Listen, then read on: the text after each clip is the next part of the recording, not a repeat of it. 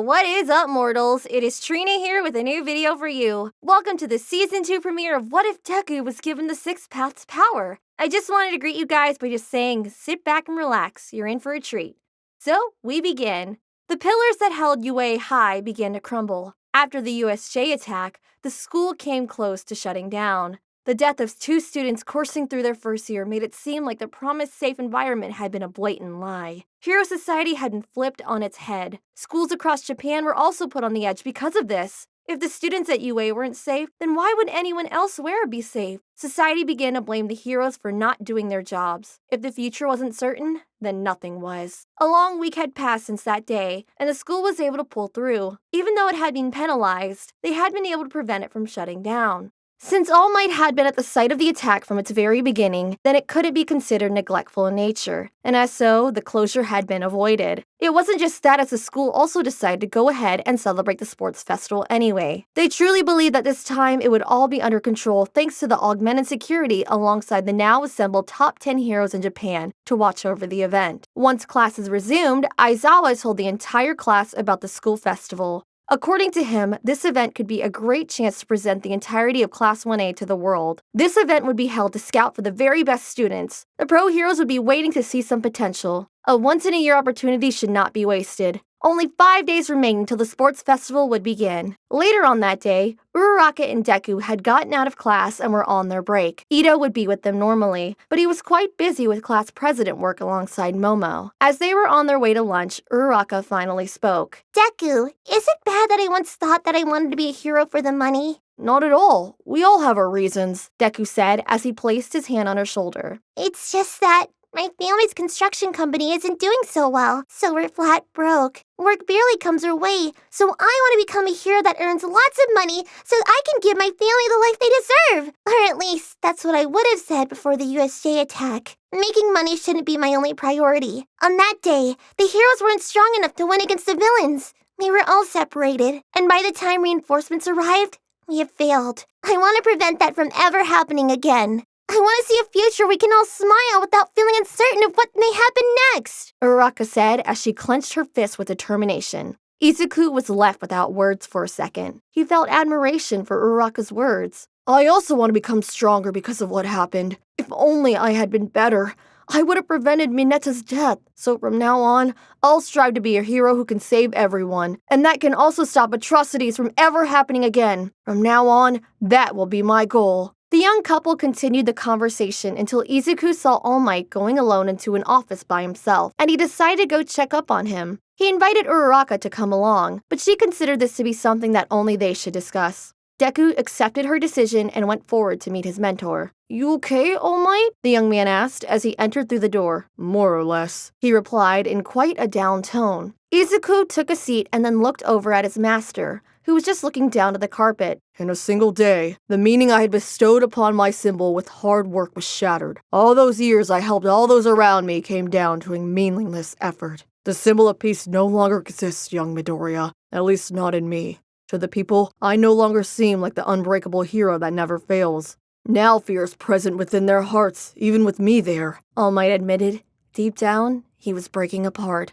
That's not true! People don't see you in a negative light because of what happened. You can't blame yourself for losing when you had everything stacked against you. You're still the #1 hero, All Might. And now we're in 32 minutes. That's my new limit after the injuries I sustained. We have to accept it, young Midoriya. My era is coming to an end. So that's why you need to use this chance at the sports festival to announce it to the world that you are here. You will be the next symbol of peace, and they all need to know it. Especially since soon you'll be inheriting One for All. Midoriya remained in a thought long after that, and only one person's voice got him out of it. Izuku, we need to talk, Bakugo said as he intercepted Deku in the hallway.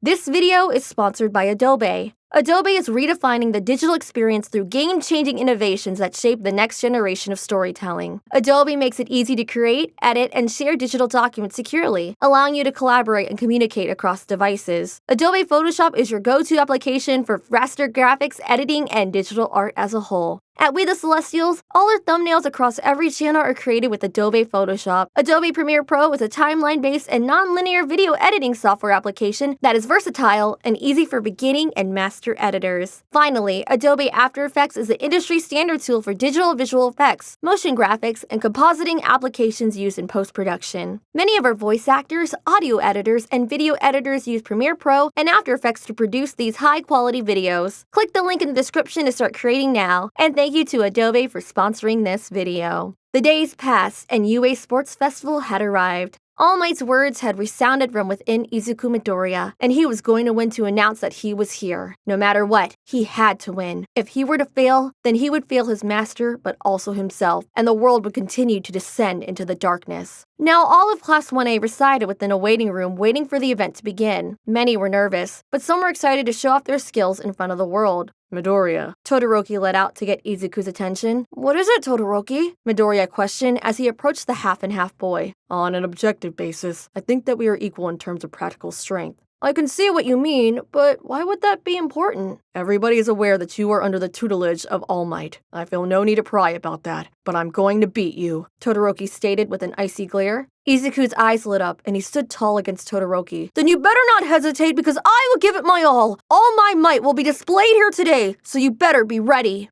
Minutes later, all the students had gone to the event's inauguration, and there they were all in utter confusion when they heard that Izuku Midoriya had become their player rep due to being the #1 score in the entrance exam. The young green-haired boy then went to the front stage, and with a deep breath, he began his speech. "Today is a very special day, a day in which we all give it our all to show everyone that we are the future, a future that won't be so bleak. As you all may know by now, I am part of Class 1A, the class that went through the USJ incident. On that day, we received a grim reminder that we weren't safe. The fact that we were students didn't give the villains an excuse to go easy on us. On the contrary, they didn't hesitate for a second. They were well aware that we are the pillars of hero society, and that without us, all of it would crumble. 2 of my classmates passed away on that day, and ever since, we've been carrying with the guilt. Just like many of us, they aspire to be heroes someday, but this will never come to be. And that's why we have to give it our all. Don't hesitate for even an instant. Let your quirks rage on into a flaming inferno. Today, we will show the world that this school has a future top heroes. So give it your all and face me in the finals.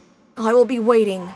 The statement riled up the crowd, and the whole stadium burst into cheers. Izuku smiled and went back to his classmates. The rated R hero, Midnight, then announced that the first round of the preliminaries would be an obstacle race. In it, all 11 classes would race around the nearly 4-kilometer ring outside the stadium. Only the first 42 students to cross the finish line would go on to the next round. And just like it was explained, it began. Deku barely had any difficulty in the race. His 6-paths mode allowed him to fly at top speed and avoid all the obstacles or even distractions in the way. So it wasn't so hard to believe that he ended up in first place well before anyone could even think of finishing. Bakugo was the second to arrive, and a fraction of a second later, Todoroki also crossed the line. Uraraka arrived a bit later and placed in 12th place. Perhaps her recent training with Izuku was starting to pay off. The girl then proudly congratulated Deku for placing first, and he, in return, praised her for doing so well. He even gave her a couple of head pats. Now with the preliminaries done away with, the final selection could begin. A cavalry battle would take place. Teams of 2 to 4 students would compete against each other to try to steal headbands with an assigned number score. The only one that truly mattered to steal was the headband belonging to the person in the first place, due to it having an outstanding value of 10 million points. Indeed, Izuku Midoriya was in danger. Everyone seemed to avoid him, but he felt calm. If he were to lose it here,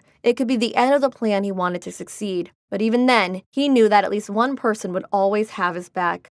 "Let's team up, Deku," Uraraka said with a cute smile. They both high-fived and then proceeded to try to find more team members. At first, they thought that their good friend Ida would join them, but the betrayal suddenly made itself known. The class president had sided with Todoroki instead. Deku took this as a challenge, and instead of wasting more time, he went and found 2 more teammates, Mei Hatsume and Fumikage Tokuyami. With them, Team Midoriya would be unstoppable. They pretty much were. The combination of Dark Shadow, Float, Mei Hatsume's babies, and Izuku's truth-seeking orbs made them the impenetrable fortress they needed to win. They placed first place in the ranking and passed along to the next round alongside the other 3 teams. A few moments later, Todoroki had taken Midoriya elsewhere. They needed to discuss something. You may not have noticed while hiding inside your personal orb, but thanks to you, I broke my own pledge. I don't know why, but the immense pleasure I felt emanating from you made it activate. It reminded me of the Nomu I faced at USJ, but it also reminds me of how I believe All Might's power feels. So could it be that you are his illegitimate child? Todoroki questioned. He truly believed this to be the case, but some confirmation wouldn't hurt. You got it all wrong. Izuku quickly denied it. All Might is my mentor, that's all. More of a reason than for you to know about my father Endeavor. He's been stuck as the #2 hero for a long time, and since you're All Might's protege, then that gives me an even bigger reason to win.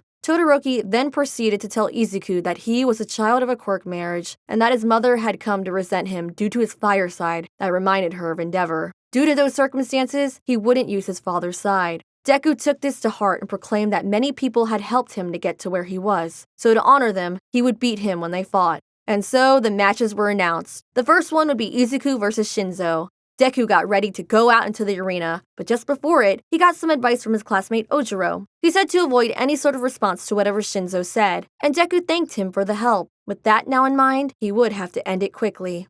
Shinzo and Midoriya stood face to face, and at the instant they were told to start, he transformed and sent all 9 Truth Seeker orbs to Shinzo. They all pulled him back so quick that the purple-haired kid couldn't do a thing to prevent being disqualified. I'm sorry, but I don't have time to waste here on you, Deku said as his foe was thrown out of bounds. Thank you all for indulging yourselves in all this information thus far. I hope you enjoyed it. Now there are a few more things that I'd like to go over before the video ends. Firstly, I'd like to thank our Patreons, BD Flames, Ethan Davis, Terry Chills, Shifter Mellies, Adam Zagiel, XAV Beat 03, Zill, and Joshua Phelps. Secondly, I also like to thank all of our YouTube members, Toya Costa, Rob the King, Sith Lord 906, CF2364, and Knuckles, Remio Tempest, Angel Warriors, Donald C. Stewart, Bryant Greer, and Refik 135. Thirdly, if you're in the mood for some great storytelling, We the Celestials has you covered. Our We the Celestials My Hero Academia and Naruto What If channels retell the story of their namesake anime with a twist. Check it out if you're interested. Fourthly, on behalf of We the Celestials, I'd like to thank everyone involved in today's excellent content production. Their details can be found in the description below. Lastly, if you're interested in what we do here at We the Celestials, I'd like to extend an invitation to join the team. The only caveat is that we only accept members from 16 years old to join our crew. You can sign up for whichever category fulfills your interest by joining the recruitment Discord using the link in the description below. We're always looking for members to join us. And if you want more content from me, check out my channel from YouTube, Twitch, and Twitter at Trina Do Heart. Well, that's it from us for today's video, so thank you all for watching, and have a great day. Bye!